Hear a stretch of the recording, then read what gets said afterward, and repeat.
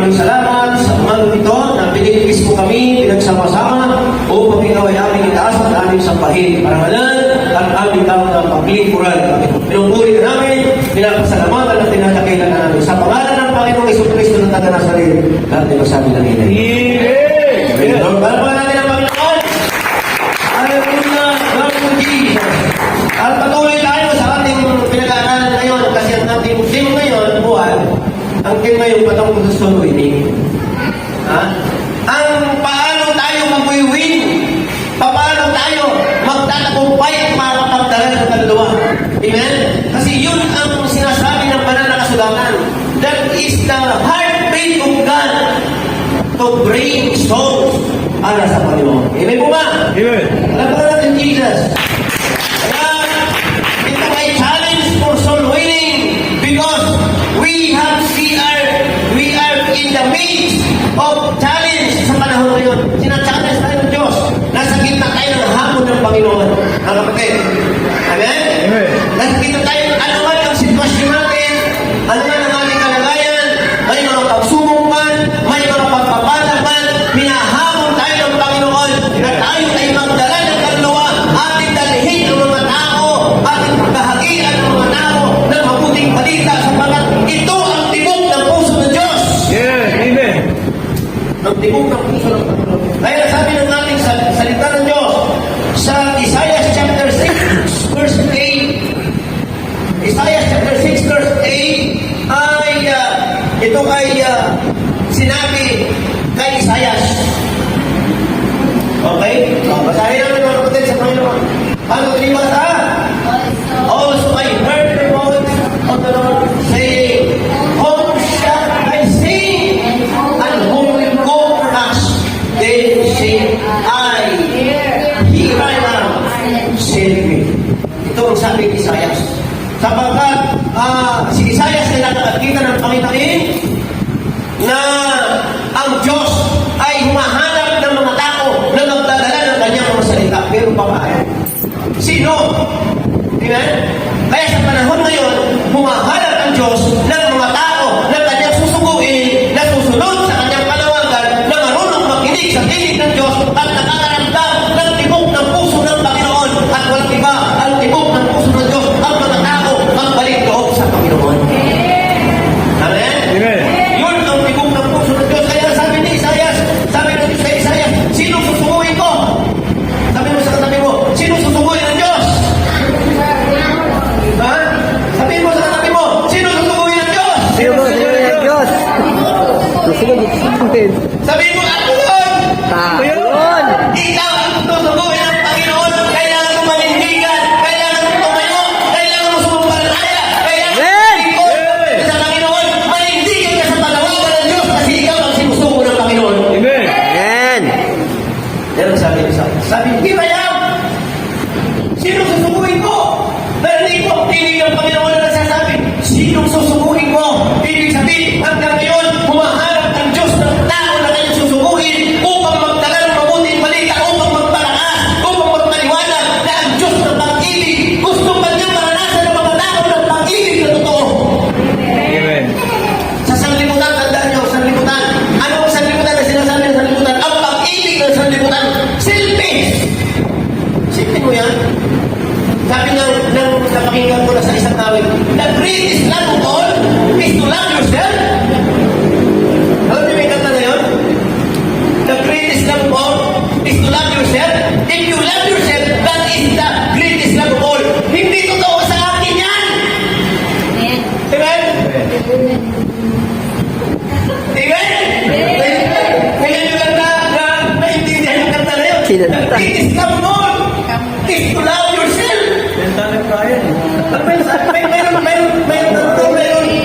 Mayroon tatlong sentence na salagay. The greatest love of all, if you love yourself. That is the greatest love para sa'yo. Amen? Samantalang kung babasahin mong Bible, John chapter 3 verse 16. For me, the greatest love of all, the love of God for the sinners, the love of God for me, the love of God para sa atin, ang pag-ibig ng Diyos na makapangyarihan, yun ang greatest love of all. Amen. Amen? Yeah.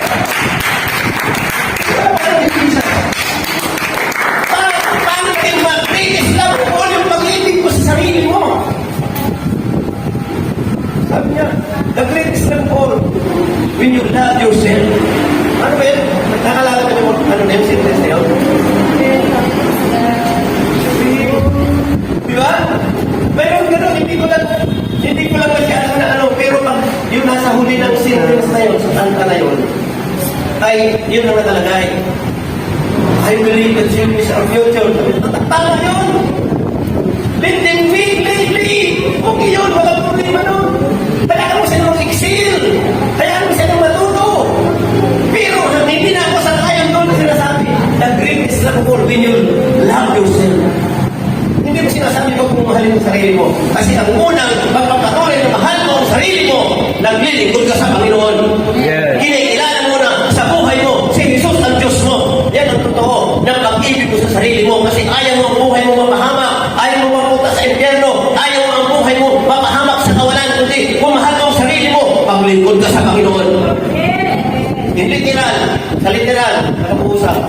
Dapat pinapaliguan mo sarili mo. Dapat sinisipilihan mo. Dapat pinapabanguhan mo yan.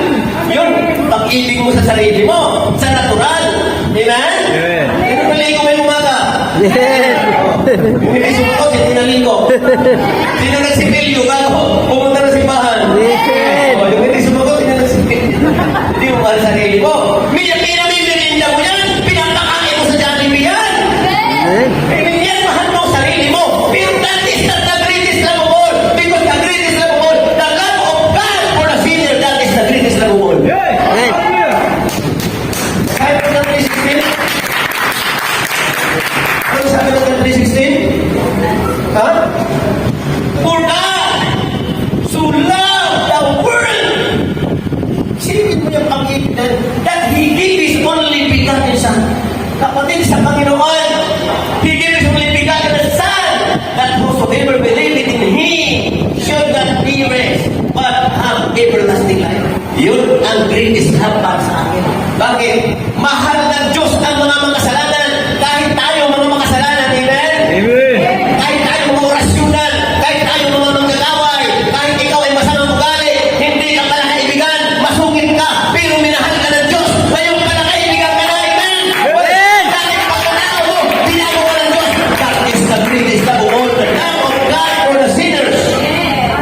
Yung pag-ibig ng Diyos sa atin, ng mga makasalanan, mga suwain, walang pangarap sa buhay, walang pangitain para maglingkod, pero binago tayo ng Diyos kung tayo kumilala sa Kanya. Nang inibig tayo ng Diyos, naramdaman natin ang pag-ibig ng Panginoon tayo ng mga tao, kahit masukit sa atin, kahit masama ang kanilang sinasabi sa atin, minamahal natin sila dahil ang pag-ibig ng Diyos na sa atin. Amen? Amen. Hindi mo ba? Yes. Sino nakaranas niya? Naglilingkod ka na sa Panginoon, pero ang sama ng dating ng mga ibang tao para sa iyo. Ha? Amen. Hindi sila natutuwa, hindi sila nagagala. Bakit? Hindi nila nararamdaman ang pag-ibig ng Diyos, pero sa iyo, okay lang, mahal mo pa rin sila para sa Panginoon. Bakit? Nararanasan mo ang pag-ibig ng Diyos kung paano ka inibig ng Panginoon. Ipinapanaman mo sa kanila ang pag-ibig ng Diyos. That is the greatest love of all. Amin mo ba? Amen. Kaya mga kapatid sa Panginoon, that is the challenge for soul winning. Ano siya? Hawin niya. Amen po ba? Amen. Glory to Jesus. Kaya mga kapatid sa Panginoon, yun ang number 1. Sa John chapter 16 verse 18. Chapter 16 verse 8. Ano nilibin? Ano sabi doon? John chapter 16 verse 8. Ano nilibin? Ayan. Basa. Ano tayo basa? At siya, pagparito niya, kanyang susulwatan ang sanlibutan tungkol sa kasalanan, sa katuwigan, at sa paghatol. Tungkol sa kasalanan, sapagkat hindi sila nagsisampalataya sa atin. Tungkol sa katuwigan, sapagkat ako'y marunong sa Ama at hindi ninyo ako makikita. Tungkol sa paghatol, sapagkat ang prinsipe ng sanlibutan ito ay hinatulan na. Amen. Hindi mo ba? Amen. Kaya ibig sabihin, ipinapakita ng Diyos mga kapatid sa Panginoon na gusto niya maunawaan kung bakit ang sanlibutan ito hinatulan. Hindi sila sumampalataya sa atin. Sa first day, ano sabi ng first day? Back up sa first day.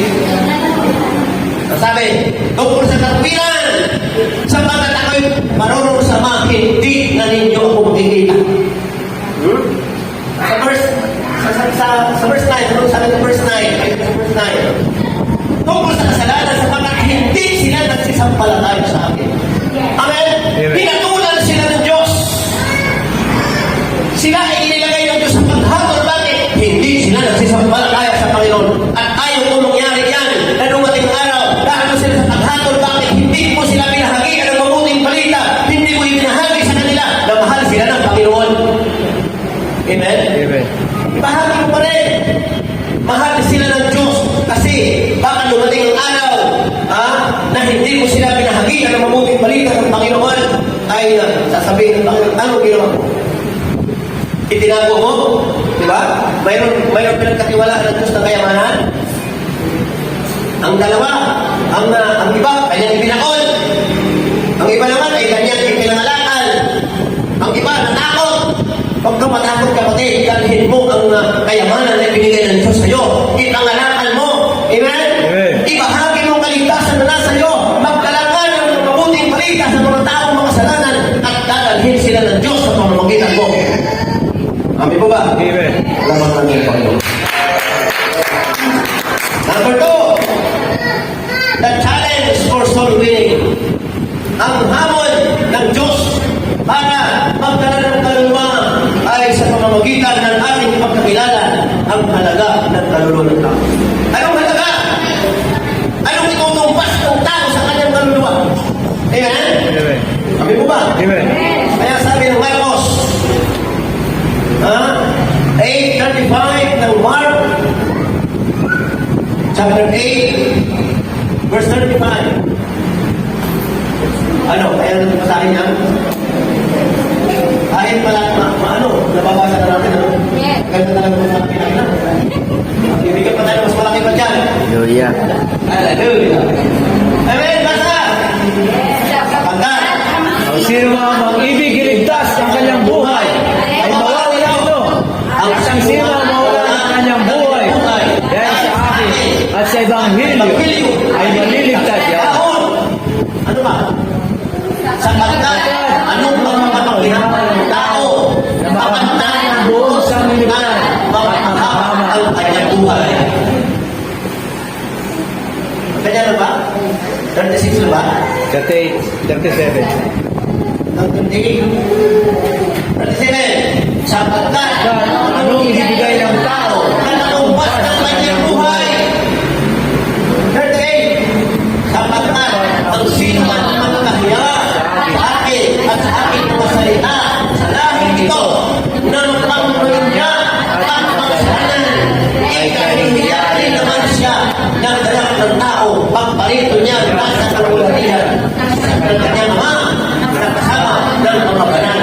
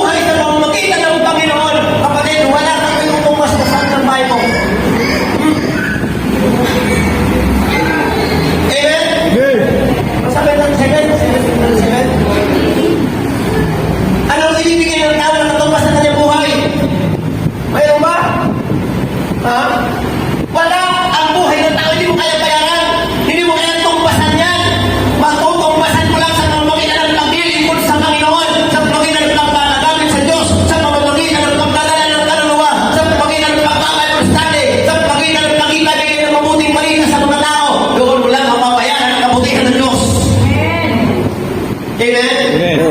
Kaya dapat tayo magamit sa Panginoon. Hallelujah. Dapat ka magkaroon ng Bible study, magkaroon ka ng kaibigan na sinisiraan. Dalhin mo, linggo, sabihin mo, sa linggo ng umaga, sama tayo, punta sa iba.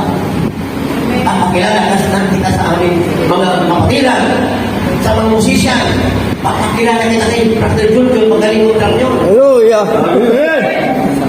Papakilala kita yung aming presidente ng aming, yung aming mga yun, si Pastor Brian. Pagkakon. Amen. Pagdating dito, pakilala mo agad. Ito yung sinasabi ko sa iyo. Amen? Amen. Amen mo ba? Amen. Amen. Pakilala mo natin sa mga kapatiran. Pagdating dito, pakilala mo. Hallelujah. Sabi mo ba? Amen. Kaya kapatid sa Panginoon, sabi ng Bible, ano ang ibigay ng tao ng buwas sa kanyang buhay? Wala po. Sabi mo ba? Amen. Praise the Lord. Hallelujah. Anong sabi Lord sa 36 sa sabi Lord? Ano ang mapakinabangan ng tao? Makamtan ang buong sanlibutan, mapapahama naman ang kanyang buhay. Amen? Anong word? Anong halaga ng buhay ng tao? Kapag timbangin mo, nakamtan niya ang buong sanlibutan, ibig sabihin lahat ng kailangan niya sa buhay na ito, nasa kanya na lahat. Pinakamag-aral sa sakyan, pinakamagandang bahay, nasa kanyang pinakamagandang pamilya, lahat na nasa kanya. Sapat na ba yun? Hindi po sapat yan. Amen. Kahit minsan nag-aaway mo yung mag-asawa, kung naglilingkod ka sa Panginoon, magpupuri ka pa rin sa Diyos. Amen. Kahit hindi ka nagkakasundo, pag naglilingkod ka sa Panginoon, kahit hindi maganda ang misis mo, kahit hindi magandang lalaki yung mister mo, magpupuri ka pa rin sa Panginoon. Amen. Hindi mahalaga yan sa kahalan ng Diyos. Ang mahalaga, nagpupuri ka, nagsisimba ka, nagpapart, naglilingkod ka sa Panginoon. Ano? Katumbas ng tao. Kahit makamtan niya. Anong pakinabang ng tao kung makamtan niya ang sanlibutan at mapahamak ang kanyang buhay? Walang katumbas ang buhay ng tao. Hindi mo may papantay sa pinakayamanan sa daigdig na ito. Lugin ka pa rin mo, kaluluwa mo, pupunta mo sa impyerno. Amen? Amen. Eh, dapat maunawaan ko ng mga tao. Dapat may paliwanag ko ito, kapatid, na ang buhay na ito may hangganan. Kailangan natin maglingkod sa Panginoon. Kailangan natin sumampalataya. Kasi ang daigdig na ito walang problema magpayaman. Walang problema masinsor. Hindi problema yan, kapatid. Dapat lang yumaman tayo. Amen? Para magpagamit tayo sa Panginoon, gamitin natin ang kayamanan ng daigdig na kapanahanan ng Diyos. Pero kung papayaman ka para magyabang, kung papayaman ka para ang mga mahihirap ay yung nait-naitin, hindi ka lang marunong tumulong, mabuti pa sa iyo maghirap. Amen? Ang sabi ng banal na kasulatan, dapat kung yung mayaman ka, marunong ka tumulong. Amen? Amen. Tumutulong ba kayo? Amen. Yes, tumutulong tayo. Ano yung pagsisimba, pagtatext mo, ay tumutulong yan, kapatid. Ang binigay mo ng gawain, dahil binigay mo ng ikapok, yan po ay pagtulong. Balikan namin sa mga Krisyano. Ang Krisyano kasi, paano mag-test ang Krisyano? Nag-test ang Krisyano, halimbawa, ang sweldo niya, 1,000 isang araw. Magkano tayo sa isang araw? 100. Eh, may binayaran sa 500. Magkano tayo sa kanya? 500. May binayaran niya sa 200, may binayaran sa magkano tayo na lang? 300 na lang. Yung tira, yung lang doon na siya tatay. 300 na lang doon siya tatay. Mali! Ang pagtatay, kung ano ang kamukuhan na dumating sa iyo, bago kumukunin yung mga utang mo, bago kumukunin ang istis mo, bago kumukunin ang pag-ibig mo, yung pinaka, kinikita mo doon mo kukunin ng tithes. Amen. Amen? Amen. Amen. Hindi. Ang iba, alam ng iba. Doon sa natira, doon sa tithes. Balik po. Paano po wala ng natira? Wala ng tithes. Pas muna. Hallelujah. Muna. Kaya kapatid sa Panginoon, dapat tumutulong ka. Ang pagtatay, ang pagsuporta sa gawain ng Diyos, yan ay isang bahagi ng pagtulong mo sa kanya ng Diyos. Amen. Sabi mo ba? Amen. Kaya yan ang nais ng ating Panginoon. Ay, nakuha mo lahat ng bagay kung kaluluwa mo naman, mapapatapas. Ha? Kaya mga kapatid, sabihin, ang magandang prinsipyo na paglilingkod sa Panginoon, pero hindi ko maiwalay sa Diyos. Pinapasalamatan mo na ang Diyos ang bibigay sa ng talino, ang Diyos ang bibigay sa ng lakas, ang Diyos ang bibigay sa iyo ng karunungan, ang Diyos ang nagbibigay sa iyo ng mga pagpapala, ang Diyos ang lahat ng bagay, kaya ka pinagpala, kaya ka malakas, kaya ka matibay, kaya ka matalino, kaya ka magaling, kaya ka mahusay, dahil may Diyos na gumagabay sa iyo. Amen. Yun ang totoong pagkilala sa Diyos. At ang pagkilala mo sa Diyos, sumusuporta ka sa kanyang gawain. Amen. Amin mo ba? Amen. Palapakan natin ang Panginoon. Glory to Jesus. Glory to Jesus. Glory to Jesus. Kaya kapatid sa Panginoon, anuman, hindi mo may tutumpas ang buhay mo. Kasi nakamtan mo na ang lahat. Kaya maliwanag po ito eh. Ha? Makamtan man niya ang buong sanglibutan, makahamak naman ang kanyang kaluluwa. Ang kanyang buhay. Kaya wala eh. Dapat inuna mo muna ang kahal Diyos. Kaya mayroon sinasabi ng Bible, seek first His kingdom and His righteousness. All these things shall be added unto you. Amen? Amen. Unahin mo lang kanyang kaharian. Lahat ng bagay ni Daan sa iyo. Amin po ba? Yeah, amen. Lahat na natin si Jesus. Ang huli, pangatlo. Sabi nila, umaabot ka lang muna. Ay, bigsi ka ngayon. Ako muna ako. Amen.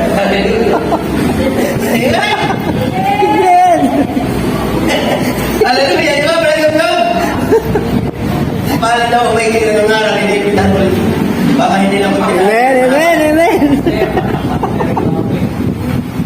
Una namin ang unang point natin.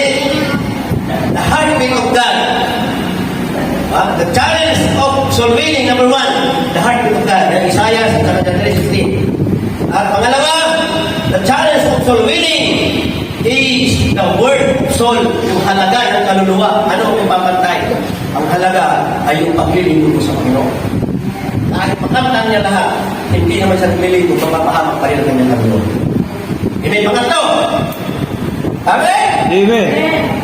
Ang katotohanan ng impyerno. The fact. He, sa Revelation chapter 20, verse 11 and 15. Okay? Revelation chapter 20, verse 11 hanggang 15. Dapat ito ay alam natin. Kaya, tandaan nyo ito ha, Hoy, Santo, Biyernes Santo, Sabado, Gloria, ang ituturo doon sa ating seminar, mga doktrina, mga paniniwala natin, mga paniniwala ng mga born again. The basic doctrine of born again Christian. Yan ang mamamagyan natin doon sa tondo. Kaya huwag kayo mawawala pumunta doon. Amen? Wala namang pasok yan eh. Alas 2 naman yun ang asol. Kaya pumunta tayo roon. Amen po ba? Amen. Yes. Hallelujah. Revelation chapter 20 verse 11 and 15. Revelation. Okay, basa. At nakita ko sa malaking Tuglukan, maputi, at ang mga tungkol nasa kanyang harapan. Ang lupa at ang langit ay lumakas. Walang kasumpuan, kalalagyan nila. Verse 12. Nakita ko ang mga patay, malalaki at maliliit, na nakatayo sa harapan ng luglungan at nakabuksan ang mga aklat at nabuksan ang ibang aklat na siyang aklat ng buhay at ang mga patay ay hinatulan ayon sa mga bagay na nusulat sa mga aklat ayon sa kanilang mga gawa. Yes. Amen. Kaya hatulang ayon sa iyong mga ginagawa. Verse 13. At ibinigay ng dagat ang mga patay na nasa kanya at ibinigay ng kamatayan at ng halis. Ano yan? Ang mga patay na nasa kanila. Ang kamatayan at halis yan, libingan. At sila'y hinatulan bawat tao ayon sa kaniyang mga gawa. Verse 14. At ang kamatayan at ang halis ay ibinuli sa dagat-dagat ang apoy. Ito ang ikalawang kamatayan. Sa mga tuwid ay ang dagat-dagat ang apoy. The second death. Ang pangalawang kamatayan, kapatid, wala nang makasadya. Pero tayo, hindi na tayo dadanas sa pangalawang kamatayan. Ang first state, wala na sa atin yan. Amen? 15. At kung sino man ay hindi masumpungan na nakasulat sa aklat ng buhay, ay ibubulin sa dagat-dagat ang apoy. Amen. Amen? Amen po ba? Amen. Paliwanag ang banal na kasulatan. Ha? Na mayroon kapahamakan sa mga taong ayaw maglingkod sa Panginoon. Ang mga taong hindi sumasampalataya sa Panginoon, kaya dapat maunawaan ng tao mga bagay na ito. Mayroon unang kamatayan at pangalawang kamatayan. Ang unang kamatayan, kapatid, sa Panginoon ay yung paghatol. Pero yung pangalawang kamatayan, wala nang pag-asa yan. Wala nang pag-asa. Yun ang katotohanan ng impyerno. Kaya sabi ko, walang kasaklat ng buhay. Eh, paano ko? Walang kanon sa walang pangalan mo sa aklat ng buhay. Kailangan masusulat ang pangalan mo sa aklat ng buhay. Paano masusulat ang pangalan mo sa aklat ng buhay? Sa pamamagitan ng muling kapanganakan. Sa pamamagitan ng born-again experience. Hindi religion, kundi relasyon sa Panginoon. Ayusin na Diyos ang relasyon mo sa Panginoon at isusulat niya ang iyong pangalan sa aklat ng buhay. Kaya nga pag tumatanggap tayo sa Panginoon, sinasabi natin, mula ngayon, pinagsisiyang mo aking mga kasalanan at mula ngayon naglilingkod ako sa Panginoon. Panginoon, isulat mo aking pangalan sa aklat ng buhay. Amen? Sa pamamagitan ng born-again experience ay mararanasan mo ang pangalan mo at isusulat sa aklat ng buhay. Amin mo ba? Amen. Sa paglilingkod sa Panginoon. Kaya sabi doon, verse, umpisa natin doon sa ano? Anong verse ang umpisa doon? 11. Anong sabi 11? Nakita ko isang malaking lunglukan o kaya ang lunglukan doon na nasa kanyang harapan. Ang lupa at ang langit ay tumakas. Walang nasumpungan para lagyan nila.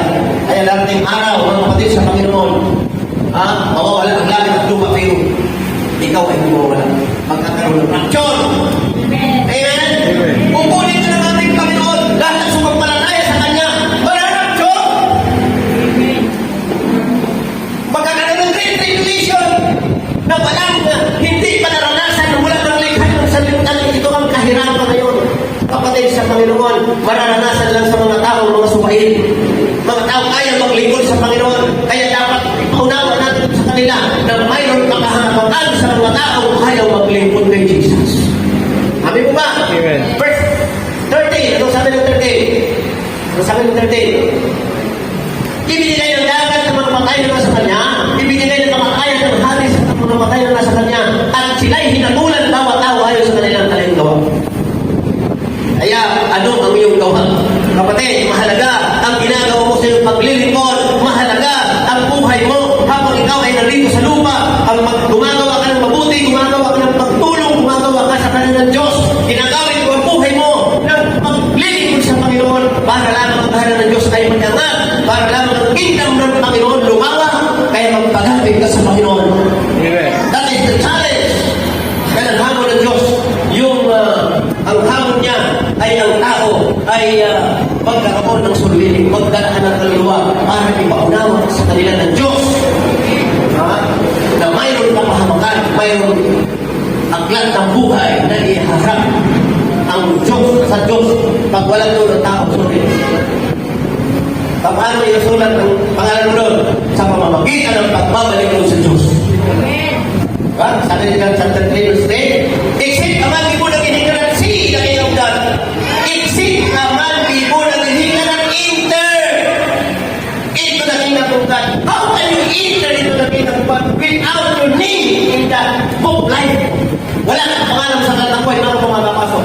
Kaya makasusulat ang pangalan mo sa aklat ng buhay sa pamamagitan ng pagbabago ng buhay, yung born again experience mo. Amen. Amen? Maliban ang tao may panganak na muli, hindi sa makakakita, hindi sa makakapasok sa kanan ng Diyos. Ang susi lamang para ang tao makapasok sa kanan ng Diyos, magkaroon siya ng born-again experience. John chapter 3 verse 3. Amen? Amen. Ibig sabihin, magbago siya. Kung dahil kang mabairo, ngayon dapat hindi ka na mabairo. Kung dahil kang sugaron, dapat hindi ka na sugaron ngayon. Kung dahil kang namumupit, hindi ka na namumupit ngayon. Dahil kang magnanakaw, hindi ka na nagnanakaw. Amen? Amen. Dahil kang magaling sa karang cross, hindi ka na sa karang cross. Magaling sa kalangilay, magaling sa sugar, magaling sa pagtatari. Sa sabong, sa bugiro. Hindi ka na magkasabong. Dahil online. Kahit tumingin, Pastor. Ito rin, magaling magsabog natin sa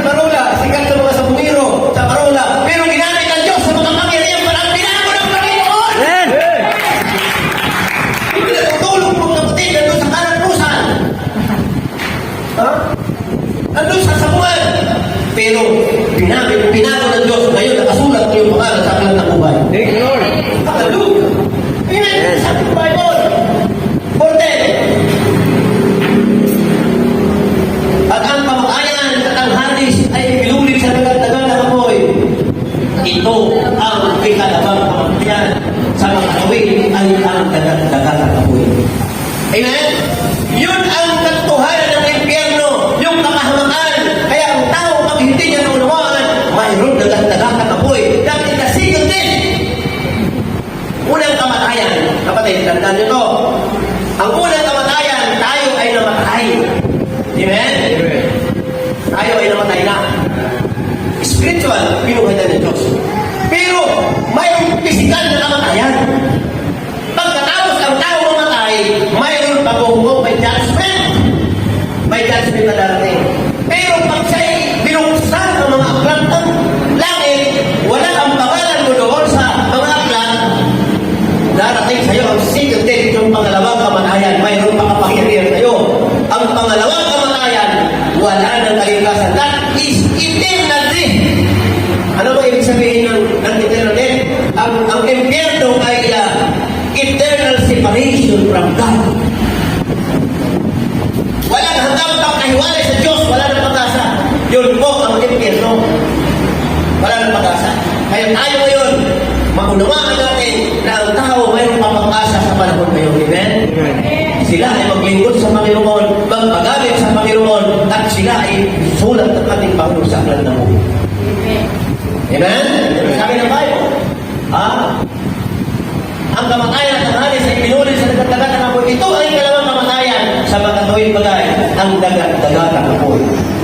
Buti na lang dito sa tinitirahan na yung brado doon, dagat-dagat ng kalooban lang. Hallelujah. Dagat-dagat ng kalooban pa lang yan, dagat-dagat ng malabon, dagat-dagat ng butas. Pero ang nakasulat sa Bible, pag dinala na doon sa dagat-dagat ng apoy, wala na ng pag-asa. Amen. Pero dagat-dagat ng malabon, dagat-dagat ng butas, dagat-dagat ng kalooban, may pag-asa ba? Amen. Hallelujah. Hallelujah. Ito nakakatakot ng dagat-dagat ng apoy. Sabi ng mga pilosopo, hindi totoo yan kasi parang laruan lang yan. Dagat-dagatan, ibig sabihin, apoy-apoyan. Kasi parang laruan Dagat-dagatan lang yan. Ibig sabihin, konti lang yan. Basahin mo ang Bible. Basahin mo sa mga unahan. Anong sabi sa unahan ng mga versikulo? Balik ko ba doon sa unahan? Anong sabi doon? Ang Satanas na matagal na ng daya. Na dati ay siya ahas lang. Pero pagdating doon sa verse 2, ano sabi ng verse 2? Ay, hindi doon sa 20. Revelation chapter 20. Revelation chapter 20. Revelation chapter 20. Makikita nyo kapatid sa Panginoon ang katotohanan ng impyerno, hindi lang katagatan yan. Talagang kakahamakan ng mga tao na ayaw maglingkod sa Diyos. Mga tao ayaw maglingkod sa Panginoon. Verse chapter 20. Revelation chapter 20. Kaya mga kapatid sa Panginoon, ang nais na natin Panginoon maunawaan natin. Sapagkat kung hindi natin maunawaan na mayroon talagang kapahamakan, paano tayo mag-win, paano tayo kapaliwanag sa mga tao, ay dapat intindihan mo na mayroon kapahamakan na naghihintay sa mga tao ayaw maglingkod sa Panginoon.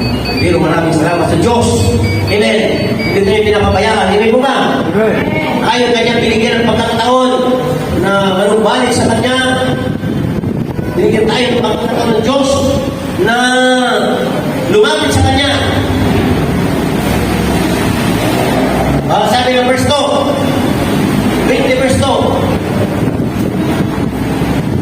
and he laid hold of the dragon, that old serpent, which is the devil, the Satan, and bound him, 1,000 years. Grabe yan. Tingnan mo sa Tagalog, sa Tagalog.